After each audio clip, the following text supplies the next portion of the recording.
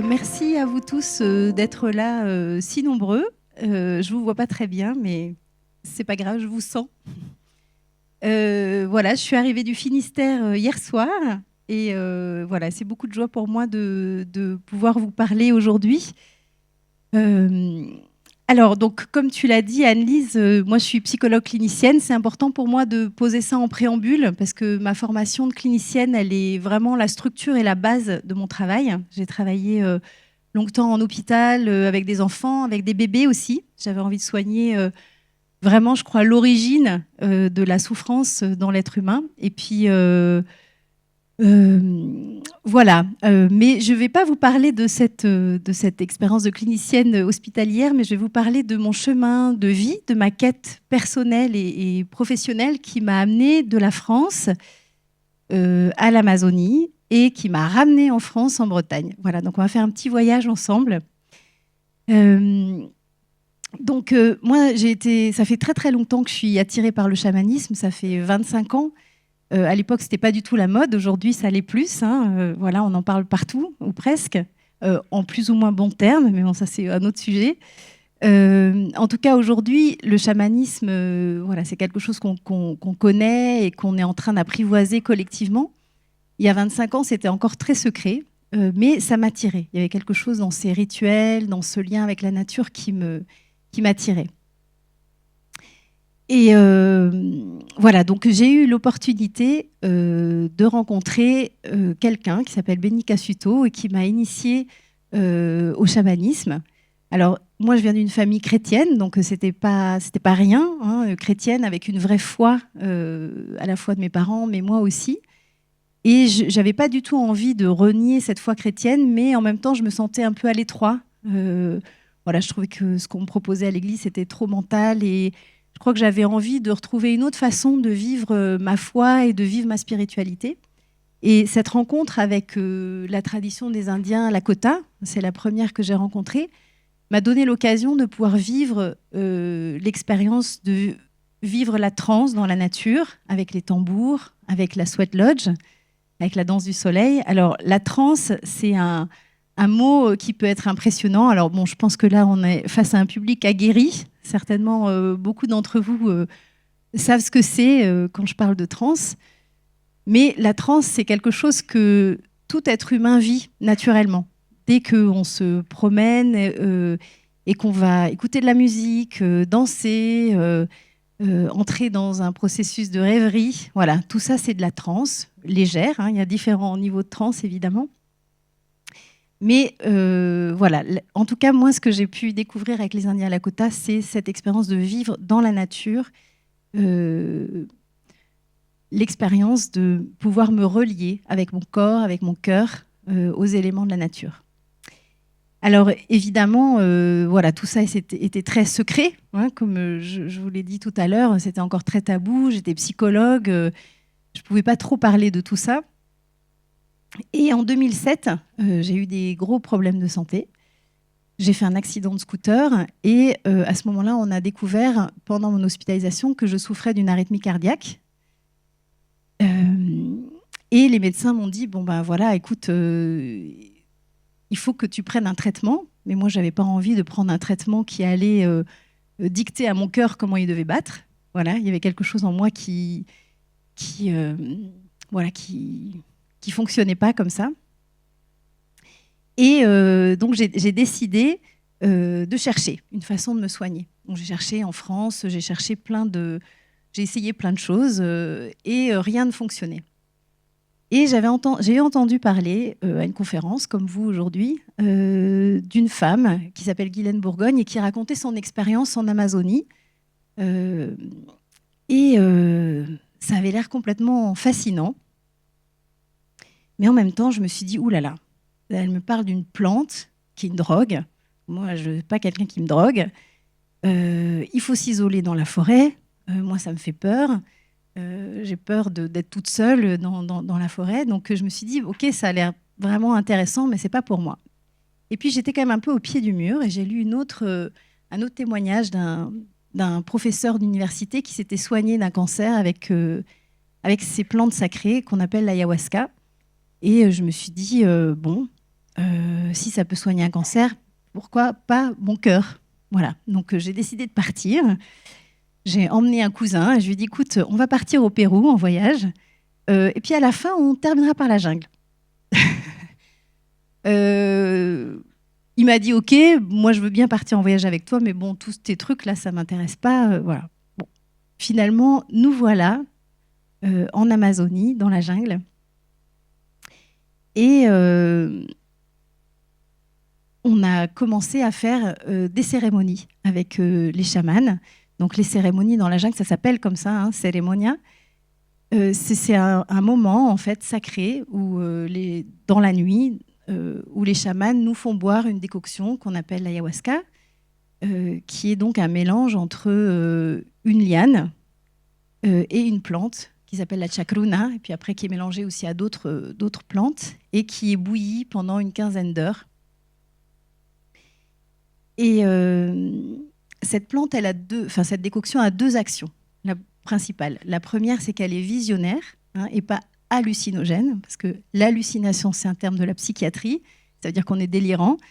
Là, c'est autre chose. C'est une plante qui donne des visions, qui peuvent être soit des visions, des choses, des images qu'on voit sur son écran mental. Ça peut être aussi des sons qu'on entend, des voix qu'on entend à l'intérieur de soi, quelque chose qui se dit. Et c'est pour ça que ça se passe la nuit, hein, pour que justement on ait cette disponibilité à ce qui se passe à l'intérieur de nous. Et puis elle a une deuxième action, c'est une purge. Donc ça veut dire que ça nous fait vomir. Donc ça, c'est aussi quelque chose avec lequel nous, les Occidentaux, on a un peu de mal, a priori, ce qui est normal, parce que ce n'est pas du tout dans notre culture.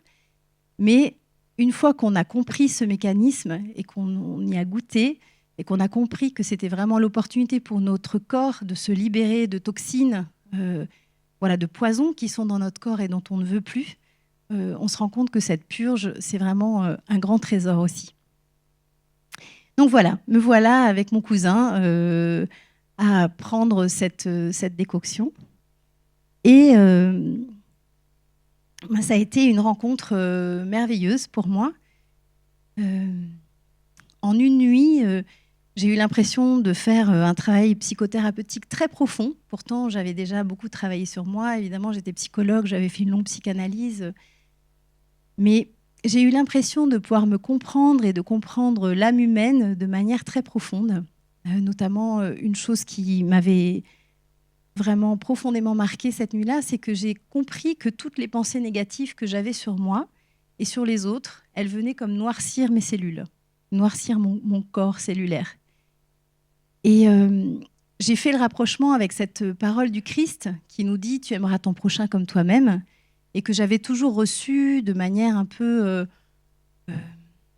extérieure, comme une injonction. Voilà, tu dois faire ça. Et là, tout d'un coup, je le comprenais de l'intérieur. C'est-à-dire que je comprenais que, en fait, quand je n'aimais pas les autres, je me faisais du mal à moi. Et quand je ne m'aimais pas moi, je me faisais du mal.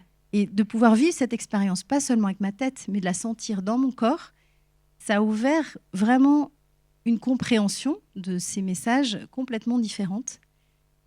Alors, ça n'a pas été une baguette magique, évidemment. Après la cérémonie, je n'ai pas plus jamais eu de pensées négatives sur moi ou sur les autres. Non, mais ça a ouvert un chemin d'être plus en connexion avec moi et de me rendre compte de ce que fait ma pensée sur mon corps, sur mon être. Voilà, ça a été une de mes premières expériences. Et puis après, je suis sortie. J'ai marché dans la forêt et tout d'un coup, il y a un chant qui m'a traversée et j'ai vraiment vécu un moment de communion très profond avec cette magnifique grande forêt qui est la jungle d'Amazonie. Et c'était juste très très beau, très simple, mais très beau. Donc vous avez compris que toutes mes peurs s'étaient envolées. Et donc ce premier séjour assez court en Amazonie m'a permis de... en tout cas, avoir confiance dans ce processus de travail. Donc, j'ai décidé de revenir parce que mon cœur était toujours pas soigné. Et donc, je suis revenue plus longtemps pour faire une diète. Alors, qu'est-ce que c'est qu'une diète en Amazonie? C'est vraiment ce setting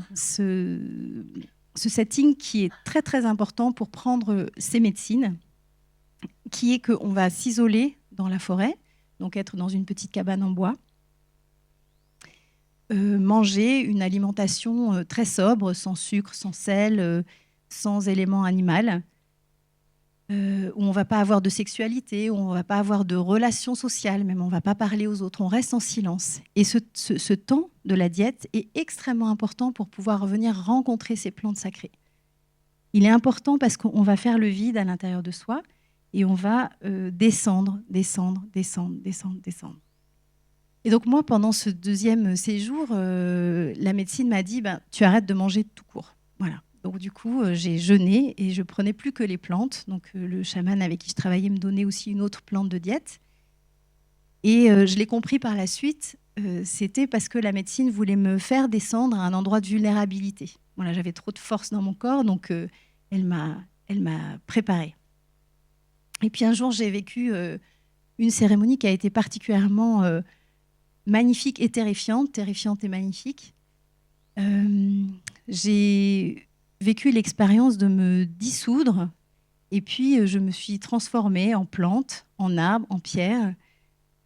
Alors quand je dis ça, c'est encore une fois, c'est pas un voyage imaginaire. Quand on prend ces plantes sacrées, c'est pas juste j'ai vu que je pouvais être un arbre. Non, c'est vraiment de le vivre dans sa chair. Bon, jusque-là, tout va bien. Et puis après, j'ai décidé d'aller chercher Dieu. Je ne sais pas ce qui m'a pris. Je voulais aller chercher Dieu. Donc, je suis partie dans l'univers. Et là, donc, j'étais plus dans mon corps. Donc, là, ça s'est compliqué. Et là, en fait, j'ai été confrontée à une peur très, très profonde, en fait. C'est même pas une peur, c'est un effroi. Voilà, je me suis complètement dissoute. Et il n'y avait plus rien, le vide absolu. Et c'était totalement terrifiant. Et donc, cette expérience qui a été très, très douloureuse pour moi, j'ai compris, en fait, après coup, que la médecine avait comme concentré la peur la plus profonde que j'avais à l'intérieur de moi. Alors, je vous l'ai dit, j'avais déjà fait une longue psychanalyse, je connaissais mon histoire, je connaissais ce qui m'avait blessée dans ma vie et les traumatismes archaïques que j'avais pu vivre. Et là, en fait, c'est pas du tout passé par ma tête. La médecine m'a fait sentir ce que j'avais vécu et certainement l'endroit où mon corps était contracté. Et donc, quelques jours après, en fait, cette expérience, j'étais assise sur la terrasse de Montembeau. C'est comme ça qu'on appelle les petites maisons en Amazonie. Et j'ai vu un papillon se poser. Et puis, j'ai vu ses ailes battre. Et puis, tout à coup, j'ai senti ses ailes battre. J'ai senti le bruissement de tous ces insectes. Je ne sais pas si vous avez été déjà en Amazonie ou dans la jungle, mais il y a tout le temps du bruit. Ça ne s'arrête jamais. Même la nuit, c'est pire. C'est encore plus dense. Et donc, j'ai senti tout le bruissement de ces insectes. Et j'ai senti que mon cœur battait à l'unisson de ces insectes, de ce papillon, de l'univers. Et là, j'ai pris mon pouls et j'ai senti que il battait normalement. J'avais été soignée. Donc, gratitude profonde d'avoir reçu ce soin. Je suis rentrée à Paris. J'ai été voir mon cardiologue pour vérifier quand même. Et il m'a dit, il m'a fait passer un électrocardiogramme et il m'a dit, oui, votre cœur est soigné. Donc, il me demande quand même un peu curieux comment ça s'est passé. Donc, je lui explique en 2 mots que j'avais pris des plantes avec des chamans en Amazonie. Il me dit, très bien, ça m'intéresse, on va extraire le principe actif. Alors, je lui dis, non, non, non, ça ne va pas marcher comme ça. Donc, voilà, donc autant vous dire qu'une expérience comme ça, c'est tellement bouleversant que je ne pouvais pas garder ça pour moi et que, évidemment, j'avais envie de partager ça aussi avec mes patients, avec les gens que j'accompagnais. Mais voilà, j'étais à Paris et j'avais ce pied déjà un petit peu dans la jungle, donc j'ai continué, en fait, moi, à m'initier, à faire des diètes, à prendre ces plantes, à faire des voyages réguliers. Et puis un jour, au cours d'une cérémonie, les chamans avec qui je travaillais ont eu la vision que je devais avoir un lieu, que je devais avoir une terre en Amazonie. Et donc, après une cérémonie, ils me l'ont proposé. Et moi, je me suis dit, oulala, je ne suis même pas propriétaire de mon appartement où je vis. Je vais acheter un morceau de terre à l'autre bout de la terre. Je ne voyais pas tellement le sens et ça me semblait un peu fou. J'avais ma famille, ma fille à Paris, en France. Et puis, il y avait ce projet qui s'ouvrait. Et puis, j'ai eu une vision j'ai vu comme une spirale ascendante. Et j'ai vu que si j'acceptais en fait ce projet, ma vie allait se dérouler, voilà, allait s'expandre, et que si je refusais, ben voilà, j'allais faire marche arrière. Donc j'ai dit oui. J'ai senti que c'était le oui, comme peut-être a pu le dire Marie, c'est oui où on ne sait pas en fait, et on sent qu'il y a quelque chose qui nous appelle. C'est un pas dans le vide parce que c'est pas rien d'accepter une terre comme ça, hein. Le chamanisme, je commençais à y goûter, mais voilà, c'est pas rien, ces espaces qu'on ouvre. Et je me suis dit, bon, ben, ce sera une façon déjà de partager nos richesses, puisqu'il fallait que j'engage une famille d'Indiens pour protéger le terrain, et puis protéger les arbres aussi qui sont sur ce terrain. Et puis voilà, de fil en aiguille, ça a été effectivement, c'est devenu un lieu pour moi, pour travailler, pour accueillir les gens, pour accompagner. Parce que c'est vrai que si voilà, ces plantes maîtresses peuvent nous faire vivre des expériences très fortes, ça peut aussi être complètement terrifiant si c'est pas accompagné. C'est-à-dire que je me suis bien rendu compte aussi par ma propre expérience que de vivre des moments si intenses, ça avait besoin d'être accompagné. Il y avait besoin de mettre des mots sur ce qui s'était passé. Parce que souvent, c'est des expériences qui sont très corporelles. Comme on n'est plus du tout dans notre mental et qu'on vit les choses vraiment avec notre corps, avec nos cellules, avec notre chair, on a besoin, après une cérémonie, de pouvoir mettre des mots, de pouvoir se représenter. Hein. C'est comme si nous, les Occidentaux, on a un mental hyper développé qui parfois nous empêche de pouvoir accéder à ces états d'ouverture. Mais quand on y descend, dans ces moments de lâcher prise, on a besoin aussi de revenir et de pouvoir se représenter et penser. Notre pensée, elle est importante, hein, elle nous structure aussi. Donc voilà, donc je me suis dit, mais il faut qu'on puisse compléter ce travail avec la pensée et puis faire des ponts avec notre histoire. Moi, ça a été important de comprendre, bah oui, qu'est-ce que j'étais en train de revivre, comment c'était relié à ma toute petite enfance, et de comprendre, de pouvoir mettre des mots. Et puis, ces expériences, une fois qu'on a ouvert cet endroit, ben on se retrouve avec un bébé blessé, un enfant abandonné, un adolescent très en colère. Et qu'est-ce qu'on fait avec ça tout d'un coup, avec cet espace ou cette dimension de notre personnalité qui a été comme ça sortie de terre ou sortie des décombres? Ben, il faut accompagner.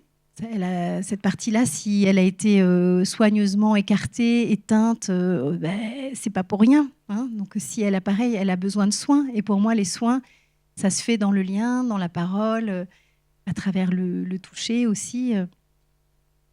Et puis, il y a besoin de discernement. Parfois, la médecine peut nous faire vivre des choses qu'on ne comprend pas.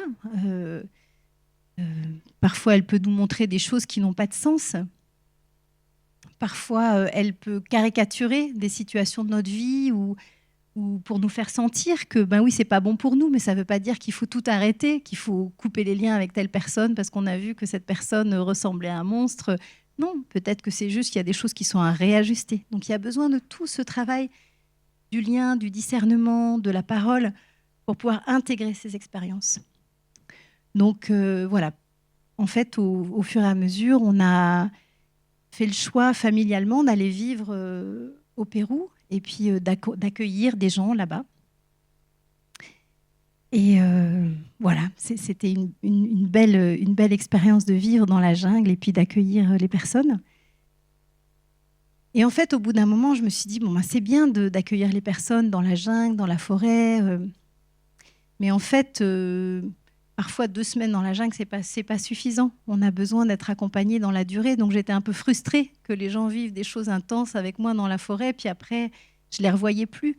Moi, j'avais tous... ma formation de base, c'est d'être psychothérapeute, psychologue. Donc il y a quelque chose dans le lien, dans la durée, dans la régularité, dans l'engagement qui se tisse et qui, pour moi, est un des ressorts fondamentaux du soin que je ne pouvais pas vivre en étant à l'autre bout de la terre.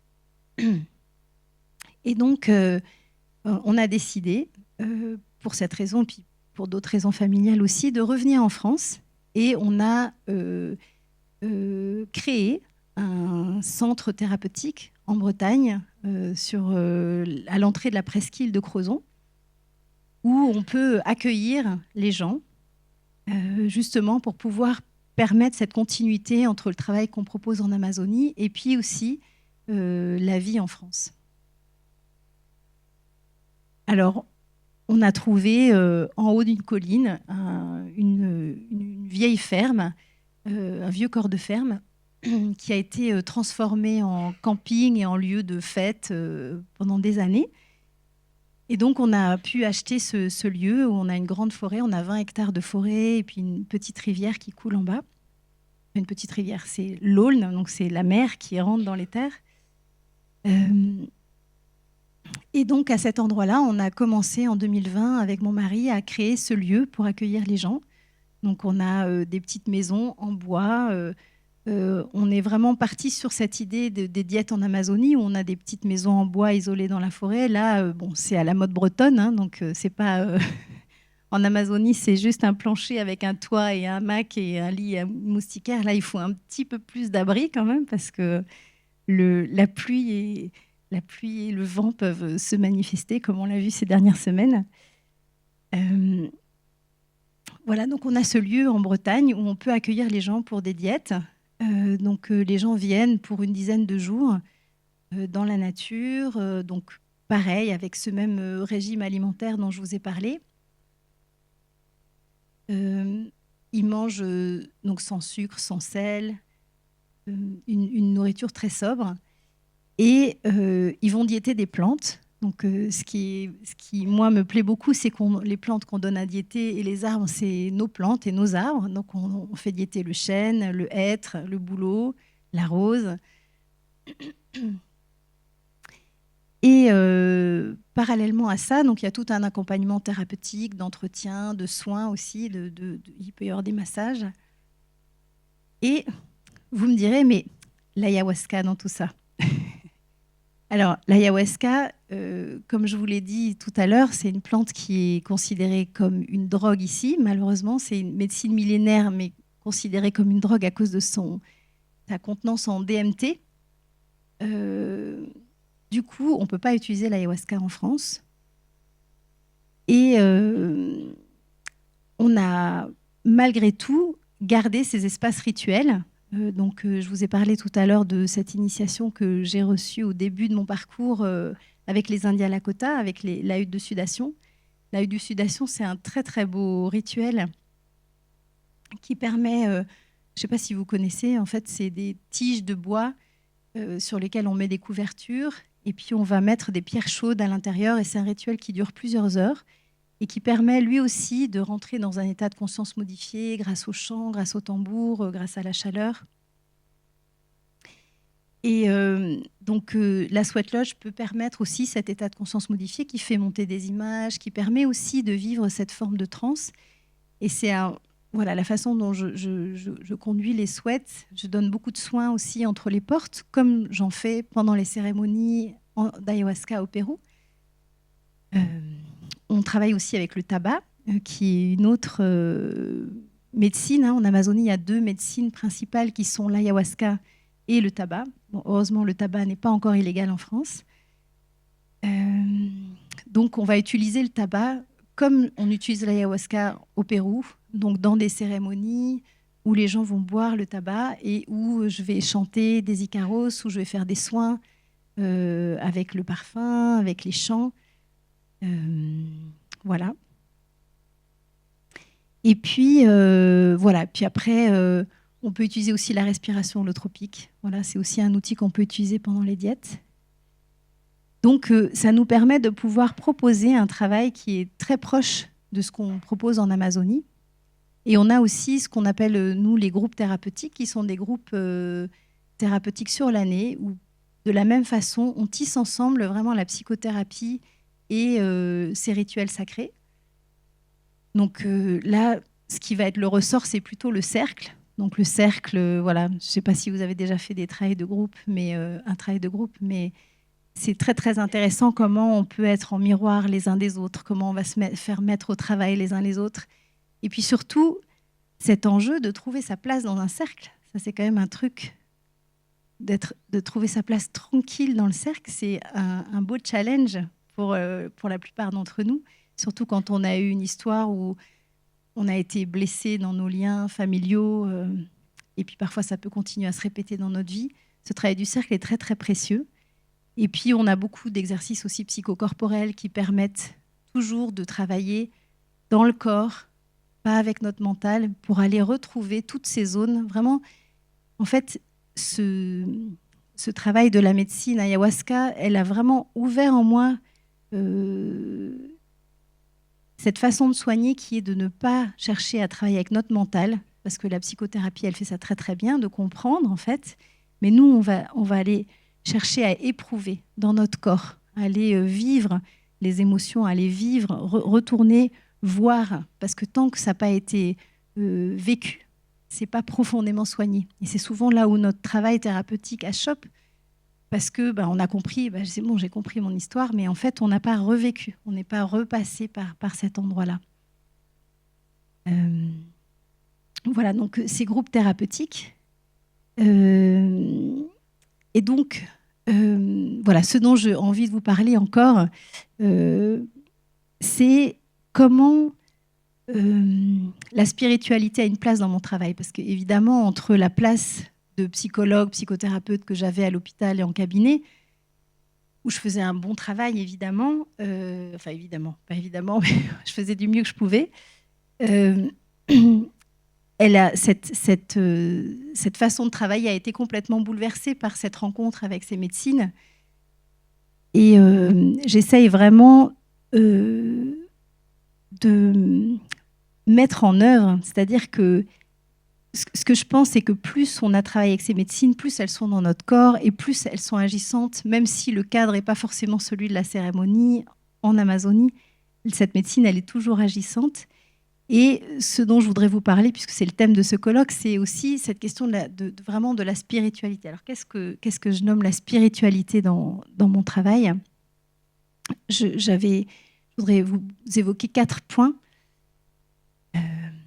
La première, c'est que pour moi, ce travail, à la fois des plantes, à la fois des rituels, de la hutte, du cercle, voilà, tout ce qu'on propose aujourd'hui, ça va permettre d'aller de plus en plus à la rencontre de son soi. Alors le soi, j'aime beaucoup cette notion de soi qu'a développé Jung. Le soi, pour moi, c'est aussi notre âme. Donc c'est vraiment le fond de notre être. Et donc, évidemment, dans la vie, on s'est construit, on s'est adapté, on s'est construit pour faire plaisir à nos parents, on s'est construit pour répondre aux besoins de la société. Et petit à petit, ce travail qu'on propose permet d'enlever en fait les couches de nos personnalités adaptées pour pouvoir descendre de plus en plus vers notre être profond. Qui je suis ? Qu'est-ce que je porte dans mon cœur ? Qu'est-ce que j'ai, moi, de précieux à donner sur cette terre ? C'est quoi ma forme ? C'est quoi ma couleur ? Donc voilà, pour moi, la spiritualité, elle est aussi à cet endroit-là, d'accompagner les gens dans ce travail de vérité, de descente à la rencontre de leur être profond. Donc ça, c'est un premier point. Le deuxième point où pour moi, il y a de la spiritualité dans notre travail, c'est que, en fait, quand on ouvre ces espaces rituels, on ouvre la possibilité aux personnes d'être soignées par la nature et par les plantes. Tout à l'heure, je vous ai parlé de la Sweat Lodge. Et parfois, il y a des personnes qui peuvent vivre l'expérience d'être accueillies par la terre-mère, d'être vraiment de se sentir lové à l'intérieur de la terre. La hutte, c'est comme un utérus. C'est vraiment un espace où on est assez confiné dans le noir. Et parfois, les personnes peuvent vivre cette expérience de se laisser complètement aller, se sentir complètement accueillies par la terre-mère. Et ça peut être une réparation magnifique quand soi-même on a eu une mère défaillante ou quand une mère absente ou un environnement parental qui n'a pas été soutenant, de vivre cette expérience dans son corps, que la terre, elle est là. Elle est toujours là pour nous soutenir. Elle est toujours là sous nos pieds. On peut lui faire tout ce qu'on veut. On a l'impression peut-être que c'est pas tout à fait vrai, mais en tout cas, quoi qu'on fasse, quoi qu'on dise, elle est là. Elle est là. Elle est là pour nous. Et donc, de pouvoir vivre cette expérience de reliance avec la terre-mère, ça, c'est un soin réparateur. Hein. Pareil avec le tabac. Quand les personnes peuvent ingérer le tabac et vivre cette expérience que nous fait vivre le tabac, hein, le tabac, c'est une plante qui est très yang, donc qui permet de clarifier notre mental, nous renforcer dans notre structure, nous donner de la force, nous donner du feu à l'intérieur. Quand on rencontre le tabac et qu'on sent à quel point ce bon masculin nous fait du bien, et ben ça vient réparer aussi plein de choses pour les personnes qui peut-être ont ce côté yang un peu défaillant et sentent qu'ils n'ont pas suffisamment de structure, pas suffisamment de force intérieure. Et donc, c'est là où on fait vraiment la rencontre de l'esprit de la plante. Alors, l'esprit des plantes, je trouve que c'est toujours un terme qui fait un peu peur. Enfin, en tout cas, moi, quand on dit l'esprit de la plante, je dis « wow ». Alors que moi, ce dont je parle, c'est vraiment la rencontre avec le tabac. Le tabac, de pouvoir le mettre dans son corps, de le rencontrer, de rencontrer son énergie, de rencontrer sa force. Ça veut dire qu'on rencontre son esprit. Hein. C'est la même chose, mais c'est juste d'autres mots. Et donc, on peut rencontrer le tabac et venir se renforcer avec lui. Voilà, donc c'est là où pour moi il y a la spiritualité. Et pareil dans les diètes, hein, je dis toujours, pendant cette diète, vous allez rencontrer un de vos meilleurs amis et que vous allez garder pour la vie. Quand on a diété une plante, un arbre, bah, il est notre ami pour toujours. Ça veut dire qu'on l'a mis à l'intérieur de nous, comme les personnes dans notre vie qu'on a croisées et qui sont très précieuses pour nous. Hein, on les garde pour toujours dans notre cœur. Elles peuvent décéder, elles sont toujours là. Ben, c'est pareil pour les diètes de plantes. C'est mettre à l'intérieur de nous des alliés, des soutiens. Voilà, donc ça, c'est un autre aspect de la spiritualité dans mon travail. Après, il y a un autre aspect dont je vais vous parler qui est plus complexe, qui est la question du recouvrement d'âme et des ombres spirituelles. Alors, quand on vit un traumatisme très profond, je ne parle pas d'un petit traumatisme, mais vraiment un traumatisme où il y a une grande violence qui a été faite à la personne, souvent dans l'enfance, à ce moment-là, pour supporter cette situation insupportable, intenable, l'esprit, la psyché de la personne est obligée de se fragmenter. Elle est obligée de se couper en morceaux. Et notre conscience disjoncte, hein, comme un disjoncteur, voilà, ça disjoncte parce que là, c'est la surchauffe totale. Soit tout va brûler, soit on fait disjoncter. Et donc, notre psyché, qui est intelligente, elle choisit de nous faire disjoncter ou de nous fragmenter pour ne pas sentir, pour ne pas vivre cette expérience insupportable, insoutenable que quelqu'un est en train de nous faire vivre. Et donc, dans ces moments-là, souvent, la personne qui agresse un enfant, elle est dans beaucoup de noirceur. Hein. C'est pas des choses qu'on fait de manière très consciente. Souvent, ces personnes-là sont elles-mêmes aux prises avec des choses très noires. Et donc, cette noirceur vient comme s'infiltrer aussi dans la psyché et dans le corps de l'enfant. Donc, souvent, les personnes ont fait du travail sur eux et se rendent compte, ils connaissent leur histoire, ils savent qu'ils ont vécu un traumatisme ou une violence grave qui leur a été faite, une violence sexuelle, une maltraitance, mais ils sentent toujours cette souffrance. Mais c'est parce qu'il y a quelque chose qui n'a pas été nettoyé, qui n'a pas été encore transformé. Donc dans ce travail de rituel, dans ce travail de soins, que je peux proposer pendant ces cérémonies et qu'on propose aussi avec les autres thérapeutes qui travaillent avec moi dans le centre, on va faire tout ce travail de recouvrement d'âme pour faire revenir ces morceaux d'âme qui ont quitté la personne au moment de ce traumatisme. Et puis, on va faire tout un travail de lumière pour venir mettre de la lumière sur ces zones d'ombre. Hein, pour pouvoir, et ça a été vraiment un enseignement moi, qui m'a beaucoup surprise, parce que, comme je vous le disais, moi, j'étais psychologue clinicienne, formée à la psychanalyse. Et c'est vraiment le travail avec les plantes maîtresses en Amazonie qui m'a ouverte à la conscience de ces dimensions-là, de perte d'âme et aussi d'ombre spirituelle, je les appelle comme ça. Voilà, c'est une formation clinique au sens voilà, de la clinique qui est de se mettre à côté du patient, de regarder ce qui se passe. Donc c'est toutes ces années d'expérience dans la forêt amazonienne qui m'ont formée aussi à la compréhension de cette dimension spirituelle du soin. En psychothérapie, on ne peut pas travailler. Que moi-même, si je suis juste en entretien avec la personne, en parlant avec elle, je ne peux pas le travailler comme ça. Ça demande des cadres rituels qui sont d'une autre nature. Donc ça, c'est le troisième point que je voulais vous présenter. Et puis après, il y a le dernier point qui est cette expérience d'unité, cette expérience mystique dont je vous ai parlé voilà, au tout début. Ma première rencontre avec l'ayahuasca, elle m'a permis de vivre cette expérience spirituelle d'unité avec la forêt. C'est pas que moi, on est tous capables et on a tous en nous le désir de vivre ces expériences d'unité et de rencontre. Alors parfois on s'en fait des grands films, ça peut être très simple aussi, mais ces expériences de reliance avec la nature, avec la terre, avec les arbres, avec l'eau, avec le ciel, c'est des choses que les gens vivent pendant les diètes et que certainement beaucoup d'entre vous dans cette salle ont déjà pu vivre. Mais en tout cas, dans notre cadre, on propose aux personnes qui viennent cheminer avec nous de vivre une expérience d'ouverture. Et dans cette expérience d'ouverture, il peut y avoir une rencontre avec la nature, mais ça peut être aussi avec le Christ, avec la Vierge Marie, avec la lumière, avec Bouddha. Ça ne veut pas dire qu'on fait un grand melting pot de tout. Non, non.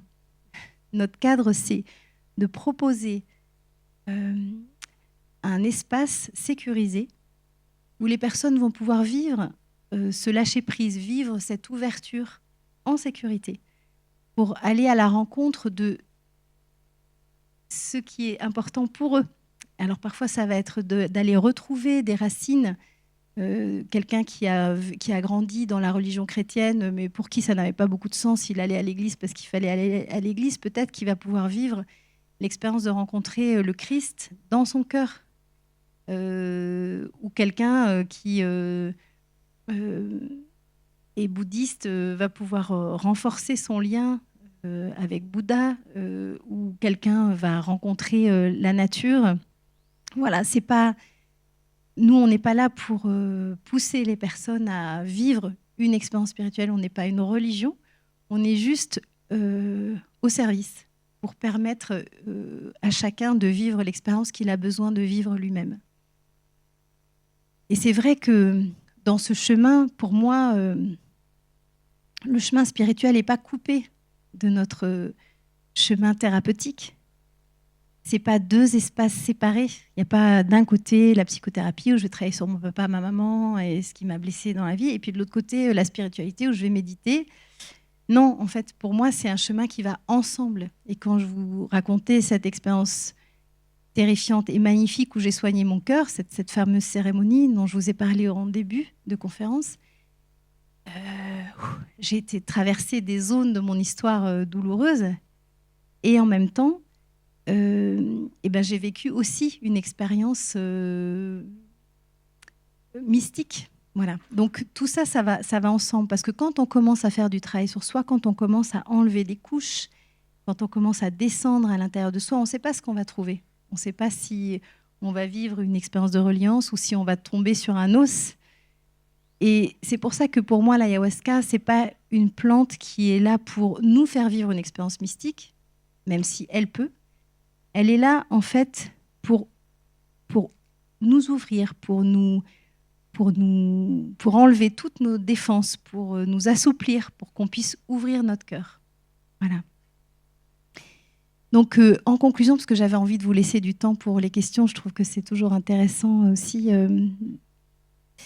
de répondre un peu en sur-mesure à ce qui vous questionne ou ce qui vous interroge. Voilà, je voudrais simplement dire que je ne crois pas qu'il y ait une plante miraculeuse, je ne crois pas qu'il y ait une technique miraculeuse. Moi, je crois beaucoup au lien, je crois au processus, Je crois à l'engagement dans la durée aussi. C'est vrai que je dis toujours aux gens qui viennent travailler avec nous, on a besoin de temps. Et pourquoi on a besoin de temps? C'est parce que quand on veut descendre dans ces zones qu'on a verrouillées à quadruple tour, on ne les a pas verrouillées à quadruple tour. On les a verrouillées parce que la confiance, elle a été profondément brisée. Et que pour reconstruire cette confiance, ça demande du temps. Et c'est le fait de pouvoir petit à petit reconstruire cette confiance dans le lien, que petit à petit, on peut à nouveau oser prendre le risque d'aimer et d'oser vivre sa vie pleinement. Voilà, merci.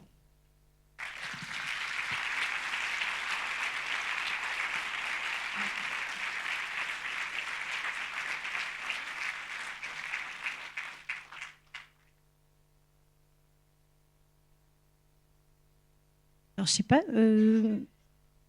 Ouais, mais attends. Je vais...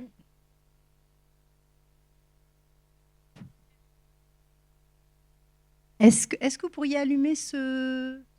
Ouais.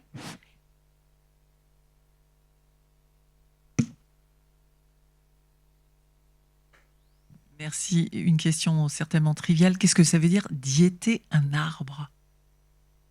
Alors, c'est pas du tout trivial. Merci. En fait, dans la diète, ce qu'on appelle la diète, c'est ce que je vous disais, c'est s'isoler dans la nature, manger avec un régime particulier, et on va boire pendant cette diète une décoction d'arbres ou de plantes. Et justement, pourquoi? Du coup, je vais juste rebondir sur ce point-là. Pourquoi est-ce qu'on va se mettre dans cet isolement, C'est comme si on voulait faire baisser les stimuli normaux, enfin toute cette agitation, tout ce qui nous stimule. On a des vies où on est hyper stimulé par toutes les images, le son, la nourriture. Et là, la diète, c'est tout le contraire. On va chercher à minimiser toutes nos stimulations pour pouvoir ouvrir notre corps à accueillir autrement la nature, et notamment quand on va boire une décoction d'arbres. Donc c'est des écorces d'arbres qu'on a fait bouillir et qu'on boit. Et ben quand on va boire ces décoctions, ça va nous permettre d'entrer en contact avec l'arbre qu'on diète, en fait, hein, et l'esprit de l'arbre qu'on diète. Voilà.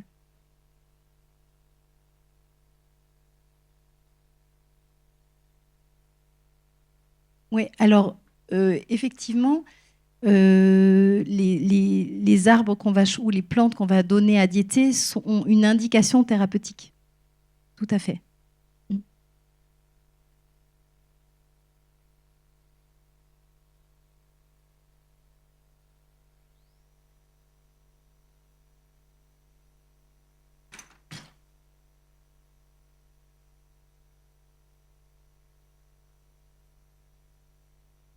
Bonjour, merci beaucoup.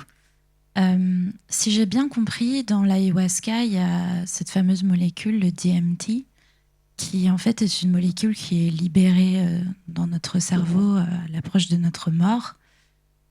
J'imagine que sans cette molécule, est-ce qu'il y a des choses qu'on ne peut pas du coup percevoir avec la diète des arbres en Bretagne, par exemple, ou des plantes? Et est-ce que, dans certains cas, vous repartez de temps en temps au Pérou avec un groupe pour justement, après ces diètes, passer à l'ayahuasca?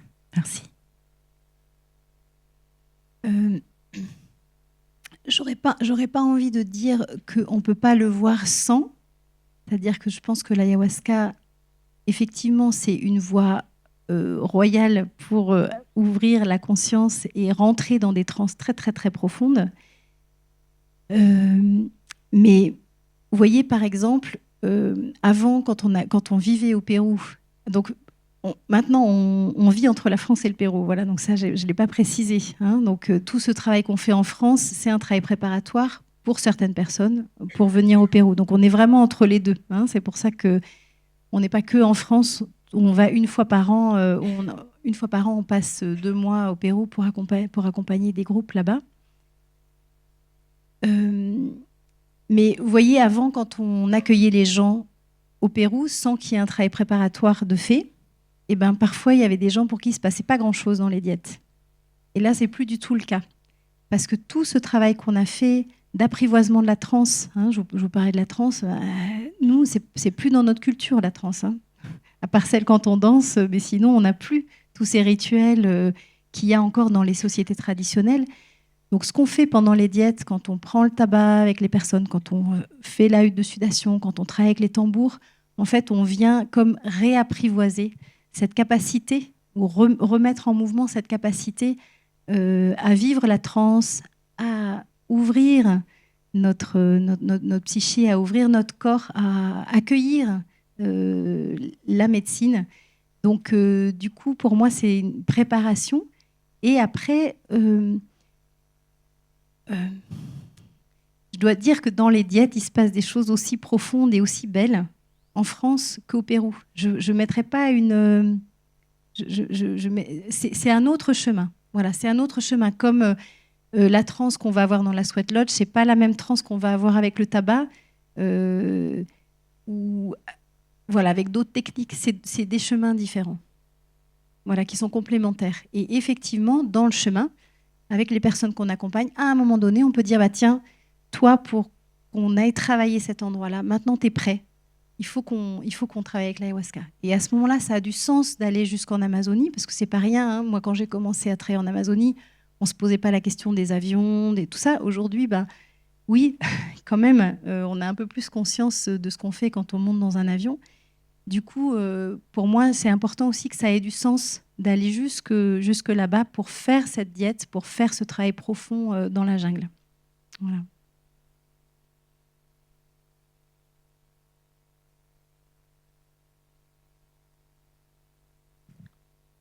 Oui, moi j'aimerais savoir si vous faites un pont avec, alors je ne sais pas si le mot va être juste, mais le chamanisme celte. Enfin, vous voyez ce que je veux dire, c'est-à-dire ces druides qui sont en Bretagne. Vous êtes en Bretagne, donc c'est peut-être pas pour rien. Et peut-être que vous êtes aussi en relation avec des gens qui là-bas pratiquent une autre forme de chamanisme, mais avec aussi des huttes, avec une tradition. Et voilà, juste savoir comment vous faites les ponts avec ces gens-là. Bah, c'est une bonne question.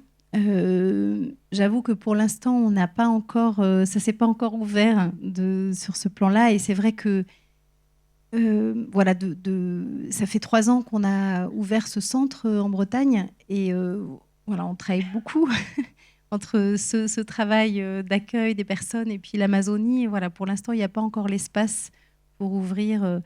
Mais ce qui est certain, c'est que par exemple, on vit juste à côté du Ménésome, qui est un des points culminants des montagnes bretonnes. Et c'était un lieu de culte à la déesse Birgit, qui était la déesse mère, et sur lequel on a mis ensuite une chapelle qui s'appelle Sainte-Marie du Ménésome. Voilà, donc c'est un lieu de culte à la terre.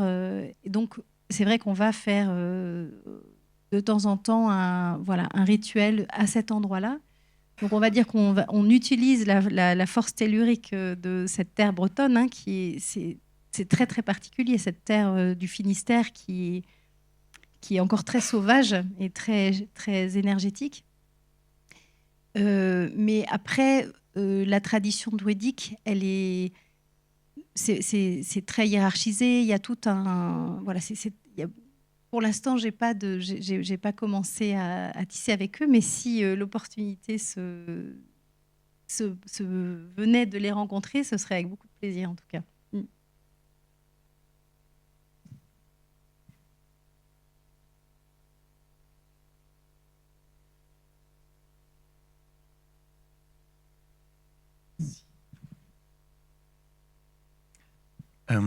Ma question, elle va être un peu sur les...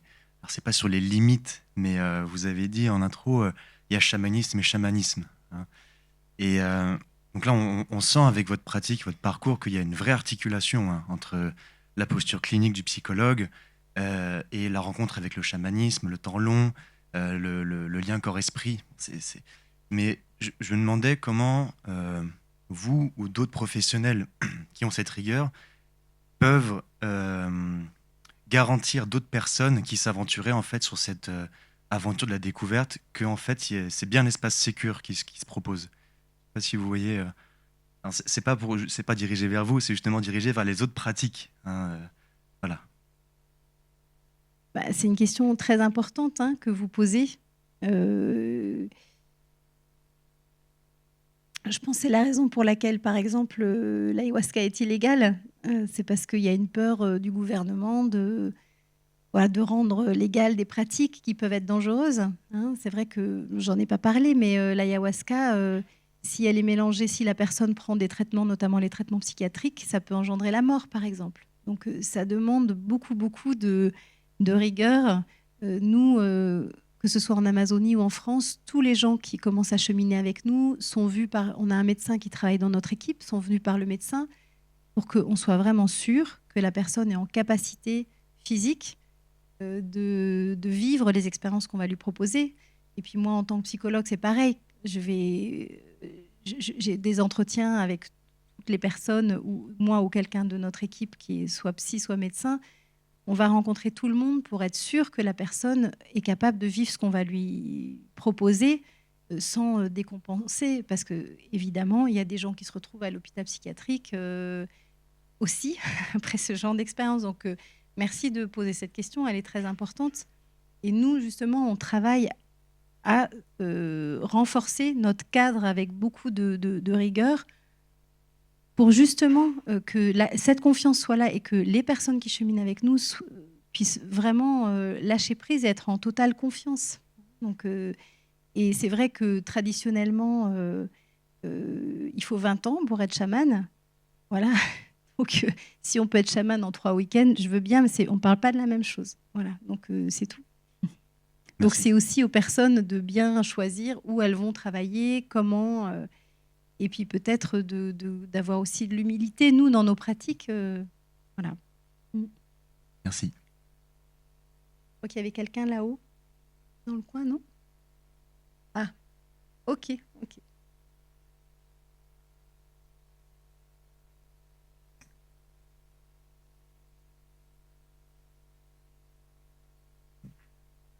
Je voulais juste, enfin, je suis déjà allée au Pérou et je me demandais où était où vous avez été en Amazonie. Moi, j'avais été à Rurrenabaque.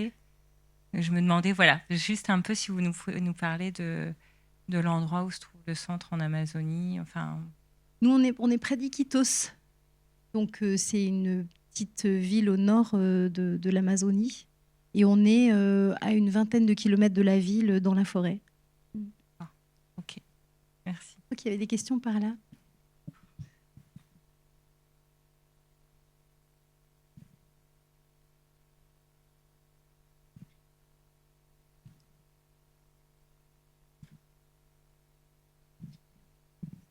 Bonjour, merci déjà.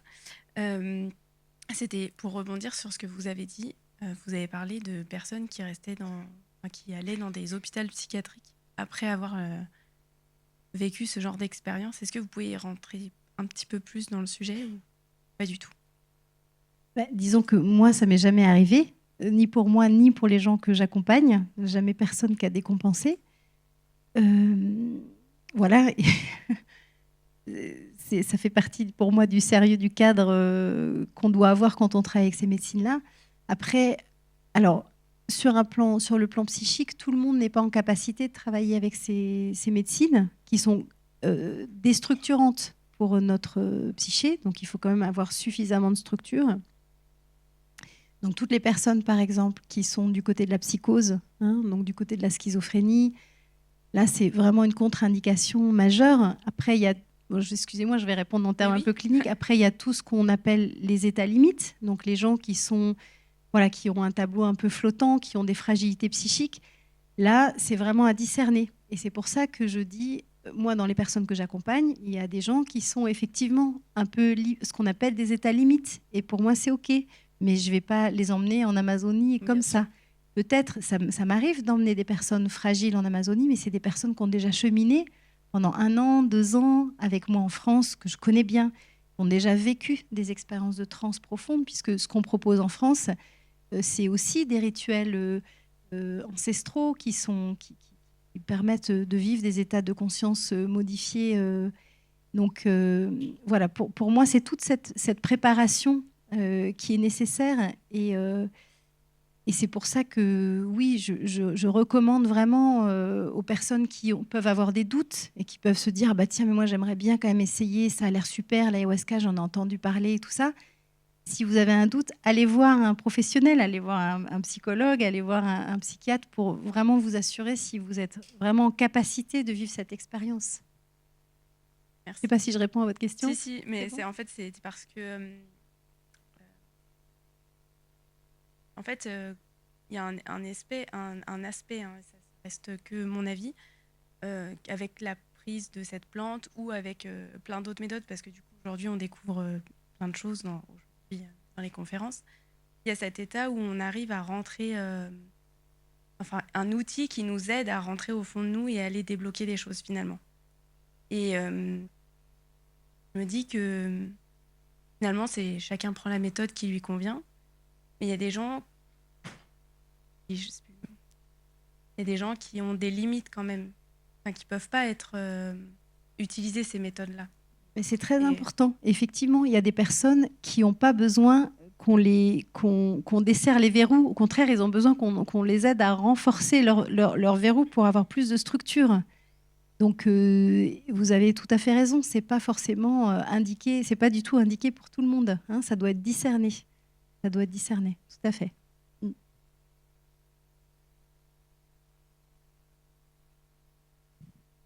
Oui, j'ai encore une question, plusieurs d'ailleurs. Est-ce que combien de temps durent ces stages que vous faites en Bretagne? Ensuite, est-ce que vous y allez de manière progressive, hein, donc toujours pour préserver cet aspect sécuritaire de l'un et de l'autre, hein, des deux parties? Et troisièmement, est-ce que vous renforcez le côté yin de la personne? Vous avez parlé du yang, mais du yin. Voilà. Merci.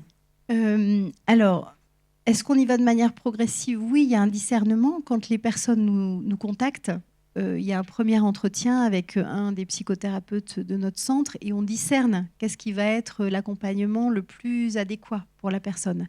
Donc, on a différentes diètes, par exemple. On a des diètes qui sont plus ou moins accompagnées. Et notamment, dans la diète qui est la plus accompagnée chez nous, c'est la diète de Rose, qui travaille justement sur le féminin, sur le cœur, voilà, donc où on va travailler justement plus sur le côté yin, hein, donc et voilà. Donc oui, c'est ce discernement et cet accompagnement, il est fait, et c'est ça que je trouve intéressant dans tous les outils qu'on propose entre les diètes, les groupes thérapeutiques et l'Amazonie.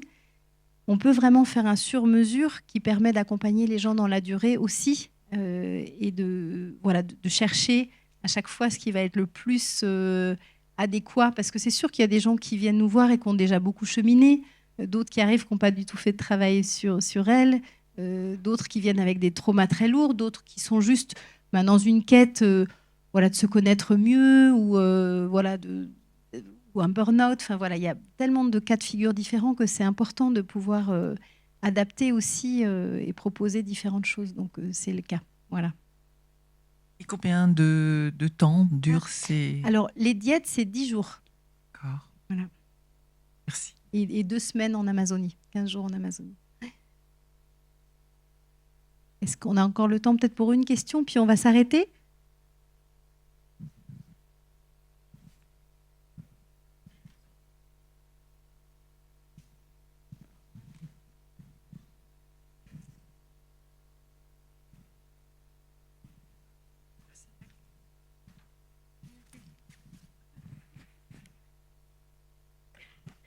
Alors, pour l'instant, effectivement, on est une équipe pluridisciplinaire en Bretagne.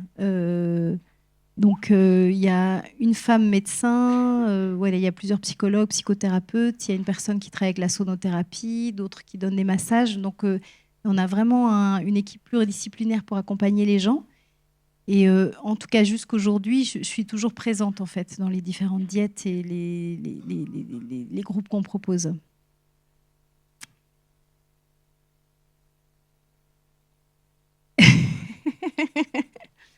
Ouais, les délais d'attente peuvent parfois être un petit peu longs. Voilà. Je peux poser. Faut nous écrire, voilà. Faut nous écrire par notre site. J'ai le micro, excusez-moi. Je peux vous poser une dernière question? Ouais, allez-y. Vous pouvez juste avoir la patience, juste 1 minute, s'il vous plaît. Ah oui. On va terminer. Ouais, allez-y. Je sais pas où vous êtes. C'est moi? Ouais. Ici. Ah, ok. Allez-y. Oui, votre approche m'intéresse parce qu'il n'y a pas si longtemps, j'ai fait du chamanisme et la personne, ça a été assez brutal pour moi, et la personne m'a répondu, je suis pas psy. Donc déjà là, ça m'a... Et puis quand j'en parle à mon psy, du coup, bah, il a rien à me répondre là-dessus. Donc je suis en dissonance. C'est ça. Non, mais- Et que penser du chamanisme sans diète de plantes, parce que du coup, il y a plein de choses en chamanisme, il y a de la transe, mais sans les plantes. Est-ce que ça a la même efficacité? C'est d'autres formes. C'est comme si Oui. vous me disiez qu'est-ce que vous pensez de la méditation par rapport. Enfin, c'est vraiment c'est des chemins en fait. Je crois qu'il y a différents types de chemins. Vous voyez, même en Amazonie, je vous disais par exemple, il y a des tabaqueros qui vont travailler avec le tabac, il y a les ayahuasqueros qui vont travailler avec l'ayahuasca. Donc déjà même en Amazonie avec les plantes, il y a différentes façons de travailler, différentes traditions. Moi, je pense que ce qui est important, c'est de sentir qu'est-ce qui m'appelle, qu'est-ce qui résonne. Et puis après, il y a aussi une rencontre de personnes, des gens avec qui on a envie de travailler. Voilà, il y a plus ou moins d'accroche, plus ou moins envie de donner sa confiance aussi. Oui, donc, ça peut faites être vraiment perturbant. confiance à ce que vous ressentez. Et puis, le discernement est toujours très, très important. De se donner, voilà, en dernier lieu, c'est vous qui devez choisir et voilà, c'est vous qui savez. C'est toujours une prise de risque parce que quand on met les pieds quelque part, même si on prend aucune substance, ça peut quand même être, sans passer par l'ayahuasca ou autre plante, ça peut être déjà, on va recevoir des informations, soi-disant d'esprit protecteur, qui vont donner on va nous transmettre une information. Et même les mots peuvent avoir un pouvoir qui peut être un peu perturbant, voire destructeur, et tourner en boucle là-dessus, parce que en fait, on reste un peu sur notre faim, surtout quand il n'y a pas d'accompagnement sur du long terme. On nous jette le bébé comme ça et débrouille-toi avec. Et ça, je trouve il peut y avoir des abus et c'est toujours une mise en danger. C'est pour ça que c'est important vraiment de discerner et de bien choisir avec qui on travaille et se renseigner. Et c'est vrai que quand ça se passe par bouche à oreille aussi, c'est bien parce qu'on sait, tiens, telle personne a travaillé avec un tel, oui, je peux faire confiance du coup. Et vous voyez, quand je vous partageais mon expérience au Pérou, je suis d'abord allée une première fois dans la jungle, une petite semaine, voilà, j'ai mis un petit orteil dedans et puis après, je me suis dit, bon, ok, je peux faire confiance et j'y vais. Donc voilà, c'est vraiment très très important de faire attention où on met les pieds et puis de discerner. Voilà. Bon, merci beaucoup. Ouais.